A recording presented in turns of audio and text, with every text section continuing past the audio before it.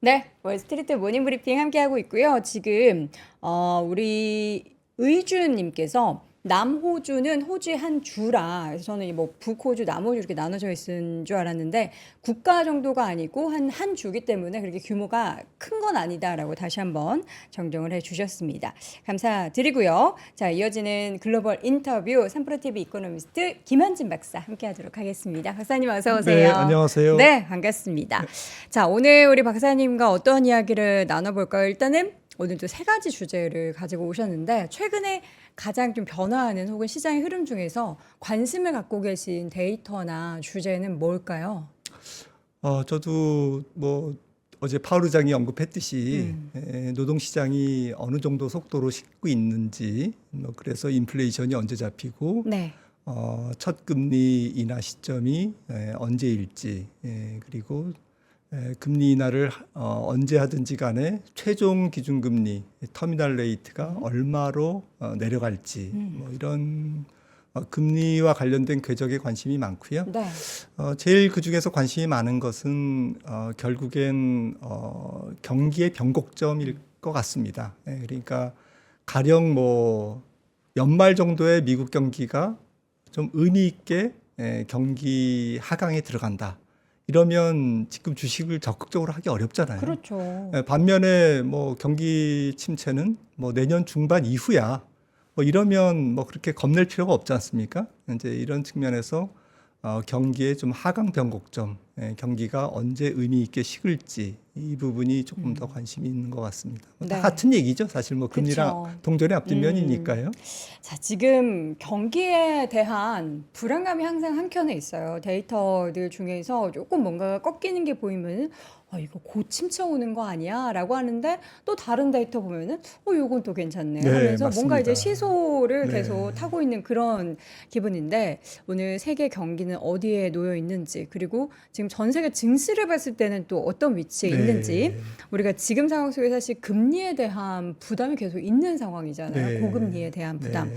그래서 과연 언제 떨쳐낼 수 있을지에 대한 이야기를 하나씩 좀 풀어보도록 하겠습니다. 네. 세계 경기. 그러니까 세계라고 하면은 사실 되게 안 좋잖아요. 평균적으로 보면은. 맞습니다. 지구가 이렇게 있으면 사실 예. 미국 빼놓고 다 좀 힘든 거 아닌가 네, 싶은데. 정확한 말씀입니다. 네. 어디쯤에 있다라고 우리가 생각을 하면 돼요? 그래서 뭐 말씀드리기 전에 이제 지난주 잠깐 뭐 지난 방송의 네. 내용을 좀 리뷰를 하면 네. 뭐 같은 얘기입니다.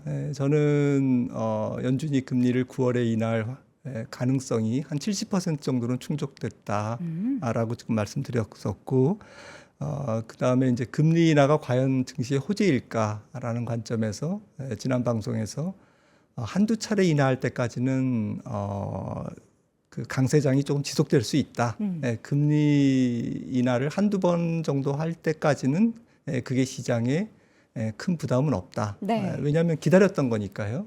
그리고 경기 침체는 한두 번 인하할 때까지는 연준이 조금 선제적으로 금리 인하를 한다라고 보기 때문에 한두 차례 금리 인하를 하는 시점에서의 경기는 그렇게 험악하지 않을 거다.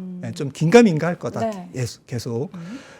그리고 지금 뭐 글로벌 지금 뭐 오늘 말씀드릴 내용이지만 글로벌 경제가 굉장히 차별화되어 있기 때문에 달러 강세는 조금 지속될 거다. 이런 뭐 세 가지 이야기를 좀 기억을 안 하시겠지만 못 하시겠지만 뭐 지난번에 얘기를 말씀드렸는데 네네. 그 연장선상에서 지금 말씀을 좀 들어주시면 감사하겠고요. 네. 그래서 현재 경기의 위치는 한번 차트를 보시면 이거는 뭐 맞든 틀리든 IMF가 최근에 지난 4월에 이제 전망한 건데요. 네. 2028년까지 향후 한 3년, 4년간 전망한 겁니다. 근데 네. 얘네들은 어떻게 전망했냐면 2025년까지는 경제가 괜찮을 거다. 이게 6년에 올라가는 조금 건 아니죠. 6년에 조금 낮아질 거다라고 이제 본 거죠. 이게 전 세계 경제 성장률입니다.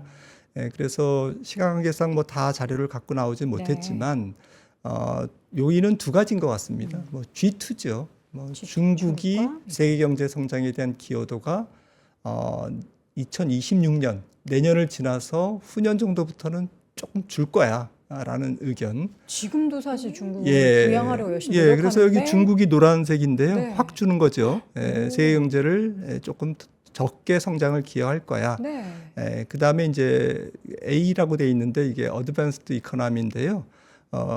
유럽은 조금 올라오지만 미국은 2026년부터 기여도가 조금 줄 거야. 네. 그래서 미중 G2의 세계 경제 성장에 대한 기여도가 내년을 지나서 후년 정도부터는 조금 뭐 이분들도 잘 모르죠. 이렇게 하지만 이제 이렇게 전망을 하고 있는데 네. 대체로 이런 컨센서스를 좀 전달해 드리는 겁니다.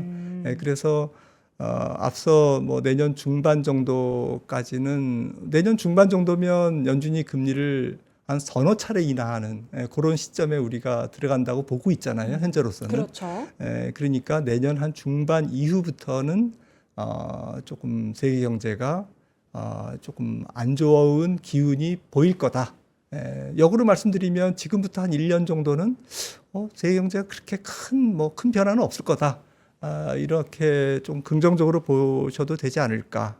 저는 이제 그렇게 생각을 하고 있습니다. 그러면 지금 시장이 이제 보통 주식 시장은 선반영된다라고 하는데 여기 이제 지금 IMF가 전망하고 있는 경기에 대한 하강이 2026년이라면 우리는 그러면 한 내년 중순경까지는 주식 시장에 대해서는 뭐 우호적인 환경이 마련되겠지만 그 다음부터는 이러한 2026년의 그늘이 미리 좀 이렇게 시장으로 드리워질 가능성을 좀 생각을 해야겠네요. 뭐 지금부터 걱정할 거는 없지 않나라는 네. 게 이제 결론인데요. 그래서 뭐 지난주에 금리 한두 차례 인하할 때까지는 미국 경제가 그렇게 큰 사고는 안 칠 거야. 이제 그렇게 말씀을 드린 건데요. 네. 근데 뭐 그 전에 이제 주식시장의 밸류에이션이 너무 높아진다면 경기를 그런 상황을 모든 사람들이 다 알고 열심히 파티를 더 뜨겁게 한다면 뭐 그 전에도 주식시장은 좀 변곡점을 맞이할 수 있겠죠. 네. 그런데 이제 그냥 일반적인 뭐 그냥 뭐 상황이라면 경기가 주식시장을 완전히 뭐 집어삼킬 정도로 나쁜 상황은 적어도 뭐 보수적으로 한 연말까지 조금 뭐 긍정적으로 보면 내년 중반까지는 없을 거야. 네. 라고 생각을 하는데요. 아무래도 이제 아까 G2를 말씀드렸는데 미국이 중요하겠죠. 미국 경제가 전 세계 경제 중에서 지금 굉장히 독보적으로 좋기 때문에 그렇죠. 미국마저도 안 좋으면 우리나라도 뭐 수출 증가율이 미국이 1위지 않습니까? 네. 그런 정도로 이제 각국의 미국 의존도가 미우나 고우나 높아져 있기 때문에 이제 이런 상황에서 미국 경제가 중요한데 어제 파월 의장이 뭐 ECB 그 회의에서 초청 회의였죠. 거기서 이제 그런 얘기를 했는데 노동 시장이 수요와 공급이 조금 맞춰져 가고 있다.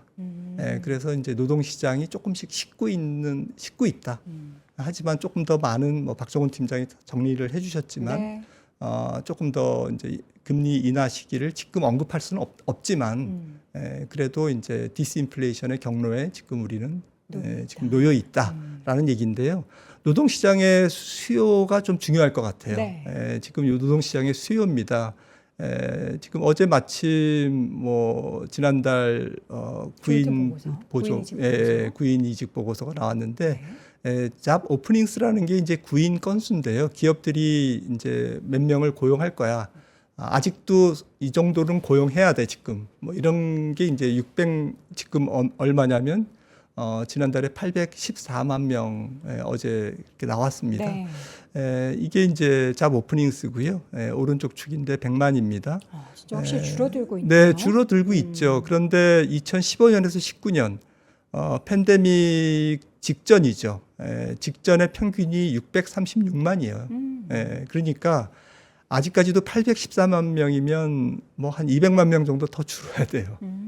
그러니까 지금 기업들의 고용 수요가 노동 수요가 여전히 높다라는 거고요. 네.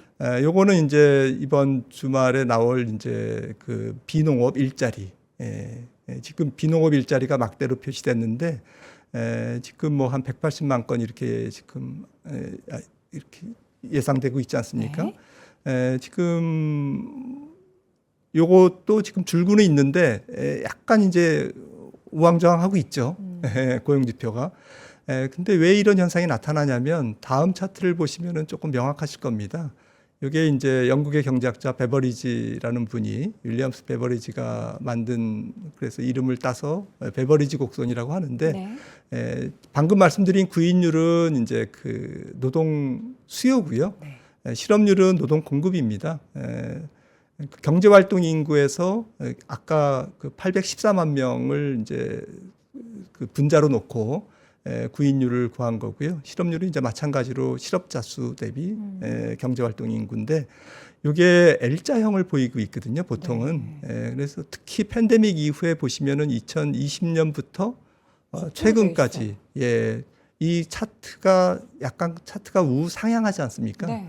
이게 노동 수요가 높다라는 거예요. 그러니까 팬데믹이 오면서 팬데믹 상황에서 조기 은퇴자라든지 뭐 그다음에 이민자 맞고 이러면서 노동 수요가 급증하고 이 노동 수요의 급증은 결국에는 노동 시장의 불균형을 이루는 거고 그렇죠. 이 노동 시장의 불균형이 끈적끈적한 물가 상승으로 이어지고 있는 거거든요. 그래서 이게 다 연결되는 거기 때문에 이게 임계점이 중요합니다. 임계점이 중요한데 지금 현재 구인율은 4.8이에요. 네. 요 차트에서 이게 지금 현재가 아니고요. 2020년부터 최근까지의 점이 이제 이렇게 찍혔다라는 말씀이고 최근 지표는 4.8이 여기입니다. 구인율 4.8에 실업률 4.0이지 않습니까? 네. 여기에 찍혔는데 어떤 사람들은 이제 이게 곧 이제 이렇게 올 거야. 그러니까 실업률이 이제 급증할 것만 남았어. 어제 오스탄 글스비는 곧 경기 침체돼. 지금 뭐 다 왔는데 왜 주저해? 금리 하나 팍 꺾일 거라고 금리 인하해야지. 생각하는군요. 이제 이런 분들이 이제 경제학자 중에도 많고요. 제가 생각할 때는 개인적인 의견은 이게 4.8에서 한 3.5까지는 내려와야 조금 더 내려와야 이게 실업률이 본격적으로 급등할 거다. 이제 그래서 4.8에서 3.8 정도 내려오는 그 기간이 저는 한 6개월에서 한 1년 정도는 있어야 된다라고 생각을 하고 있기 때문에 내년 중반까지는 연준도 금리를 그렇게 팍팍 내리기가 조금 어려울 수도 있고 고용 시장이 침체 될 뚱말뚱 하는데 침체가 안 되니까. 그러니까 완전히 이제 그 해지기 직전이죠. 어둠이 오기 직전. 그러니까요. 그러니까 경기의 변곡점입니다.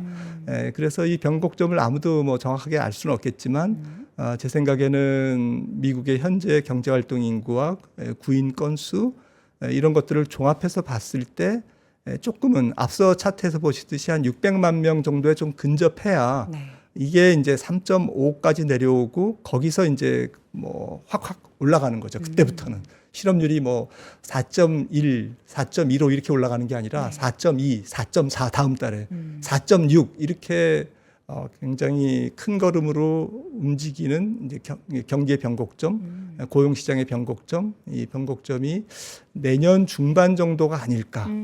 그래서 내년 하반기부터는 미국 고용이 본격적으로 식으면서 앞서 말씀드린 전 세계 경제 성장률이 2026년에는 이게 많이 낮아지겠는 걸 이렇게 사람들이 경기에 대해서 공포심을 느끼는 시점이 내년 중하반이지 않을까라고 저는 이제 예상을 하고 있습니다. 거기에 더불어서 만약에 트럼프가 당선이 된다면 전 대통령이 당선이 된다면 또 이민자를 막게 되고 그러게 되면은 또 이제 좀 제한적인 맞습니다. 공급 속에서 더 이제 어려움을 경기까지 안 겪었죠. 좋아지면은 고용이 확 무너질 수도 있는 상황이 되겠군요.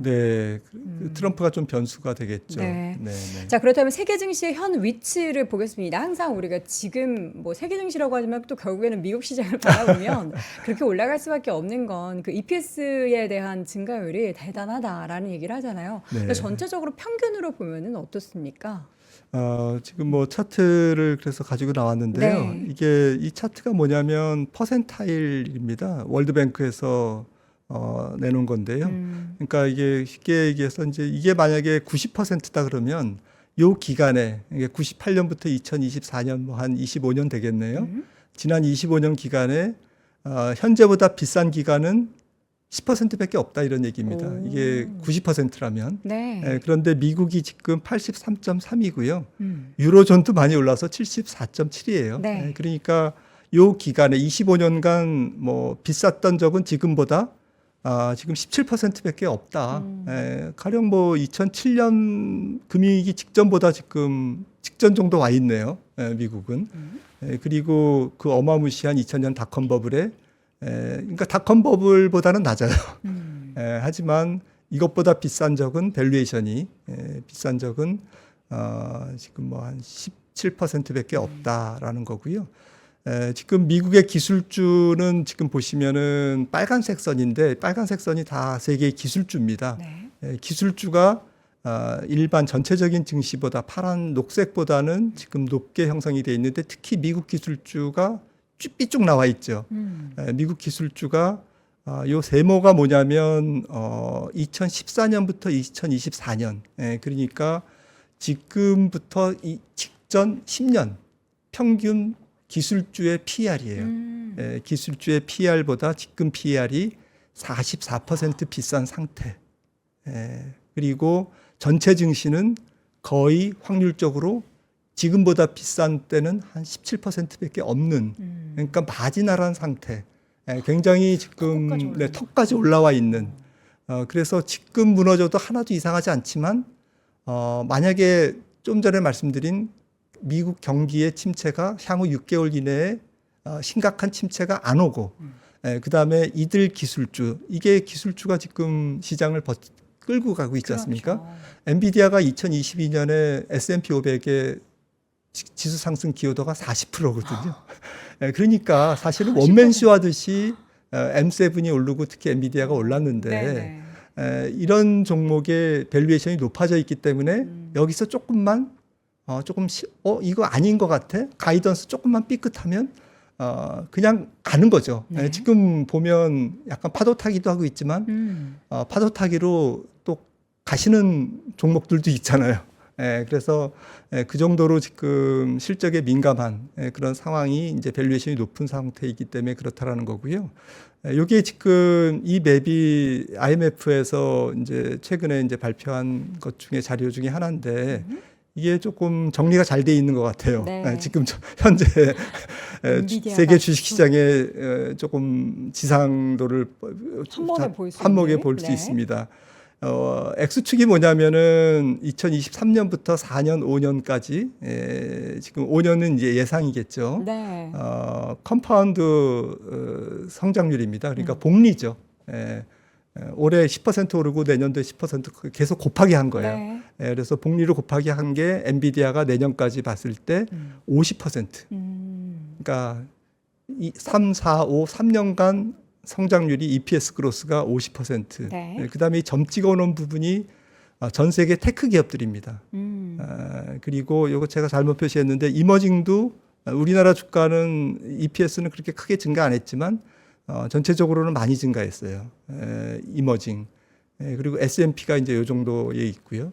결론적으로 앞으로 증시는 이 빨간색 점을 찍은 엔비디아를 비롯한 뭐 어제 테슬라 실적 나왔습니다만은 네. 테슬라가 인도량. 많이 인도량이 나왔습니다만은 이런 테크들의 이익 신뢰도에 달려 있습니다. 이게 신뢰도. 그러니까 이게 지금 2025년까지 이렇게 전망하고 사람들은 매매를 하고 있잖아요. 그렇죠. 근데 발표되는 수치가 이거 예상보다 이거 안 될 것 같아. 이렇게 사람들이 신뢰가 무너지면 모두가 다 팔자로 이제 돌변하는 거죠.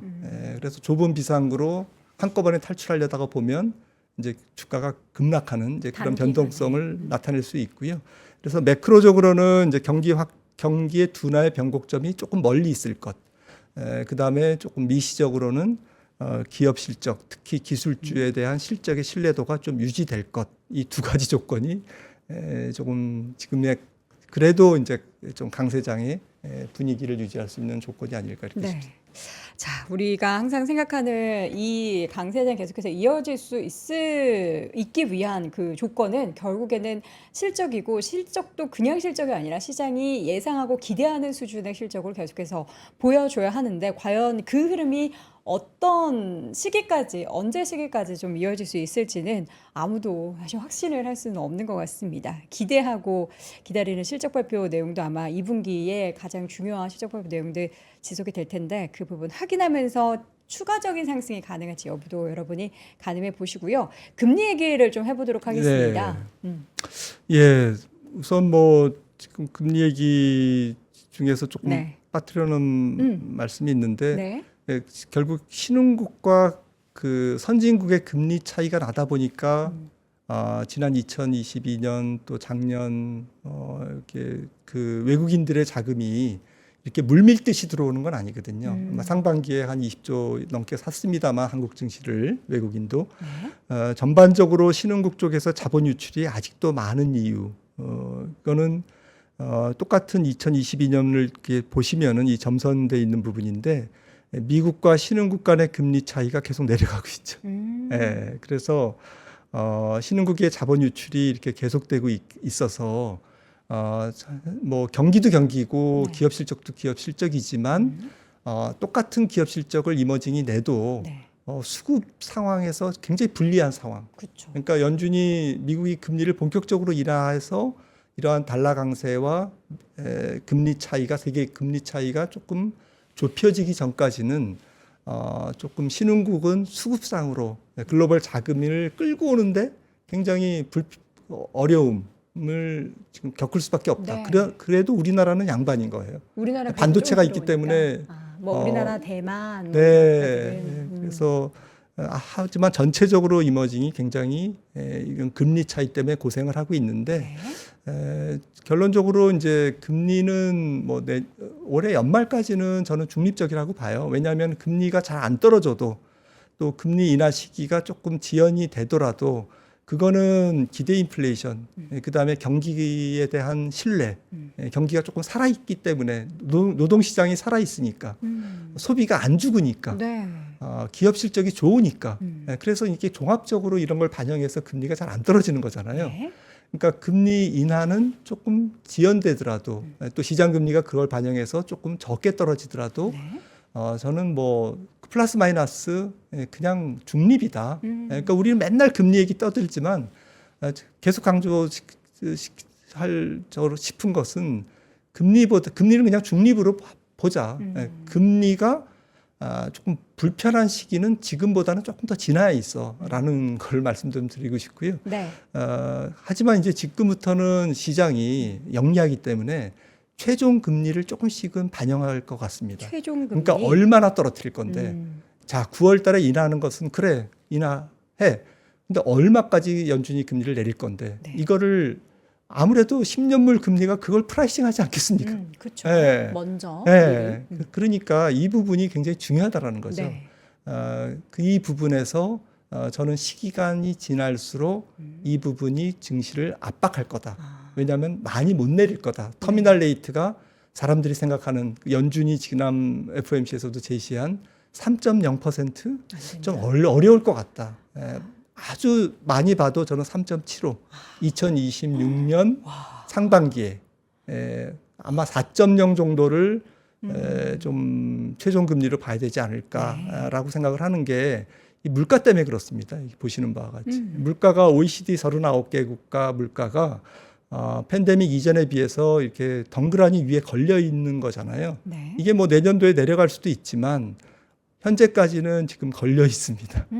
그다음에 이렇게 내려가는 추세도 나머지 나라도 조금 밋밋해서 이제 여기서 움직여야 되는데 선진국 기준금리가 조금 우리가 과거를 조금 잘 잊어먹는데요. 저도 쉽게 까먹죠. 네, 까먹는데 까먹죠. 2010년부터 팬데믹 이전 19년까지 0.6이었어요. 그러니까요. 네. 근데 우리는 이제 하도 고금리 네. 상황이 사실 되게 짧은 기간이었는데 이게 되게 당연하게 네. 됐어요. 그러니까 만약에 네. 3.0까지 내려가도 이게 지금 미국, 유로존, 영국 대상으로 가중해서 만든 겁니다. 네. 3.0까지 내려간다고 해도 연준 금리가 네. 거의 300bp 가까이 높은 거예요. 네. 지난 10년보다. 팬데믹. 이전보다. 만약에 하이어 폴 롱고 금리 많이 못 내려. 4.0 정도까지밖에 못 내릴 거야. 네. 라고 연준 금리가 4.0이라고 생각한다면 거의 300bp 이상 이때보다. 예. 그리고 2010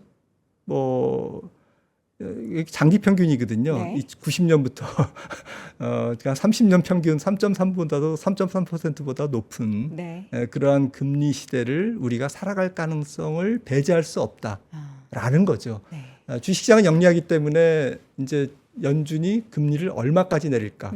경기의 변곡점은 이제 주식시장에 내년 중반 이후부터는 불리하게 작용한다. 이러면 어느 시점부터는 주식시장은 금리는 불리하고 경기도 불리하고 경기에 비해서 금리는 높고 네. 금리와 물가는 높고 이런 시대 좀 경기에 비해서 중금리 중물가 시대를 우리가 맞이한다면 그때는 주식시장이 굉장히 불편한 시기가 될 것 같습니다. 근데 지금부터 고민할 필요는 없고요. 네. 지금 시장금리나 주식시장이 이런 것들도 아마도 반영하면서 전개될 거기 때문에 참고적으로 그냥 생각해 두는 정도. 네. 자, 그럼 앞으로의 기준금리의 흐름에 대한 전망 일단 꺾이긴 할 텐데 우리가 생각하는 것처럼 정말 과거에 2019년 이전처럼 그렇게 낮은 수준까지는 기대할 수가 없다라는 거잖아요. 또 다른 포인트 중에 앞서서 환율 잠깐 언급해 주셨고 강달러 기조가 계속 더 이어질 것이다. 근데 저는 이제 그 기조가 이어진다라는 게 이렇게 여쭤봐도 되겠지만 기간 같은 경우에는 사실 트럼프 당선 그 변수를 생각하면 트럼프는 또 약달러를 좋아하기 때문에 그렇게 이제 뭐 이번 연도까지는 강달러, 내년에는 조금 꺾이나 뭐 이렇게 그냥 단순하게 생각하는데 어떻게 우리 박사님은 좀 생각을 하실까요? 환율의 도도한 추세를 뭐 미국 대통령도 저는 뭐 꺾을 수 없다. 꺾을 수 없다라고 네. 생각을 하고 있고요. 환율의 도도한 추세. 미국의 지금 정책, 미국을 위한 미국이 주도하는 미국 중심의 경제가 또 지금 마침 4차 산업혁명의 혁신 기술이 주도하는 경제가 지금 강달러를 만든 거고요. 네. 그러니까 세계 경제가 점점 기울어진 운동장이 되고 있고 미국의 힘이 쏠리면서 지금 강달러가 유지되고 있기 때문에 이거는 막을 수가 없는 거고요. 다만 연준이 금리를 이제 본격적으로 내리는 시점부터는 달러 약세가 전개될 겁니다. 그러니까 9월에 만약에 금리를 인하하면 네. 9월부터는 달러 약세가 나타날 거예요. DXY 달러 인덱스가 105에서 아마 102, 100 뭐 이렇게 내려갈 것 같습니다. 그래서 원 달러도 이제 조금 안정을 찾을 것 같고요. 네. 그래서 그 부분은 오케이. 하지만 제가 드리는 말씀은 과거처럼 엔화가 130엔을 가고 원화가 1,200원, 1,250원 밑으로 가고 이런 시대는 안 올 거다라는 거죠. 금리도 환율도 과거처럼 돌아가진 않고 네. 그 우리가 생각했던 평균값보다는 훨씬 더 높은 네. 수준을 우리는 감내를 해야 되는 거고요. 2015년부터 사실은 달러 약세, 강달러가 시작됐거든요. 네. 달러 달러 강세가 시작됐거든요. 이 달러 강세가 이번 9월이나 뭐 연말 혹은 2025년 내년 정도까지 짧은 한 6개월에서 한 1년 정도의 달러 조금 약세 국면을 짧게 마치고 나면 그 다음엔 경기 또 침체잖아요. 네. 경기 침체 때는 또 달러가 강세로 가거든요. 안전통화 선호이기 때문에. 그래서 다시 또 달러 강세, 지금이 전 세계적으로 1970년 이후에 지금 4차 달러 강세라고 저는 보는데 네. 잠깐의 휴식기가 올 하반기부터 시작되고 잘하면 내년 중반까지 달러 약세기는 가능성이 높다. 하지만 그 이후에 다시 5차 달러 강세가 또 시작될 거다라고 저는 생각을 합니다. 그러면은 우리 원화나 엔화는 어떻게 또 생각해야 되는지 사실 최근에 엔화가 더 약세를 보이면서 근데 또 그 사이에 엔화 관련한 예금은 엄청나게 잔고가 늘어나고 있어요. 그럼 말씀해 주신 바로는 뭐 달러 약세가 조금 진행되고 금리 차이도 조금은 그래도 좁혀지니까 그렇게 되면은 살짝 엔화가 다시 고개를 들 수도 있겠지만 다시 5차 달러 강세가 벌어지는 때는 생각해 봐야 될 포인트들이 많은데요. 금리 차는 조금씩 더 줄어드는데 맞습니다. 달러가 올라간다. 가늠하기 너무 어려울 것 같아요. 일본 통화가 뭐 지금 신흥국 환율보다 더 떨어졌지 않습니까? 저는 자업자득이라고 봅니다. 일본 경제가 굉장히 좋잖아요. 그 좋은 것에 대한 비용을 일본이 많이 지불했어요. 그게 BOJ가 2013년부터 아베노믹스가 시작됐지 않습니까? 지난 10년간 M2를 5배 증가시켰어요. 그 다음에 BOJ의 국채 보유량이 5배 증가했어요. 이게 지금 엔화 약세로 오고 있는 거죠. 그러니까 또 엔화 약세 때문에 일본 수출 기업들이 지금 실적이 좋은 거고요. 그래서 저는 경제에 모든 비용이 있는데 일본은 장기적인 비용을 사회적 경제적 비용을 써서 지금 현재 경기 호황의 베니핏을 누리고 있다라고 좀 생각을 하고 있기 때문에 네. 엔화가 다시 또 옛날 시대로 돌아간다? 저는 동의하기 어렵습니다. 네. 일본은 환율 측면에서는 이제 굉장히 새로운 길을 걸을 수밖에 없다라고 생각을 합니다.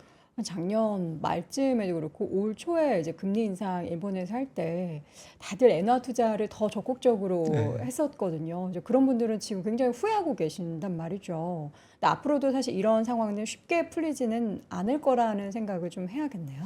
네, 뭐 잘하면 140엔대 중반까지는 떨어질 수 있겠죠. 제한적인 예, 하락. 그러면 이제 사람들은 이제 다시 이제 130엔대 온다 이제 그렇게 그때 얘기할 텐데, 네. 그때 좀 신중한 판단을 그 일시적이고 지금 미국의 금리 인하 때문에 생기는 일시적 달러 약세를 너무 크게 그때 가서 뭐 그때 가서 또 판단하죠. 알겠습니다. 그때 얘기는 또 그때 가서 네, 예, 또 상황의 변수를 여러 가지 짚어보면서 판단해 보도록 하겠습니다. 자, 오늘 이렇게 해서 다양한 주식 시장에 영향을 미치는 매크로 변수들은 어떤 상황으로 진행이 되고 있는지 상세하게 들어봤고요. 글로벌 인터뷰 시간 3프로TV 이코노미스트 김한진 박사 함께했습니다. 박사님 고맙습니다. 네, 감사합니다. 자, 월스트리트 모닝 브리핑 함께 하셨습니다. 자, 오늘 오프닝부터 그리고 우리 박종훈 팀장의 뭐 여러 가지 단어 사용, 여러 가지 오늘 평범하지 않은 그런 방송을 진행한 것 같고요. 저는 좀 약간 입술이 보라색으로 됐지만 아프지 않고요. 건강합니다. 여러분들도 오늘 비가 또 중간중간에 내릴 텐데 감기에 안 걸리시도록 건강에 유의하시기 바라겠고요. 내일은 생기 넘치게 다시 6시에 들어오도록 하겠습니다. 여러분 오늘도 고맙습니다. 박근영, 이선영, 사경인, 염승환 투자 마스터들의 세심한 케어로 건강한 투자 습관을 만드세요. 3프로 멤버십 3프로 앱에서 확인하세요.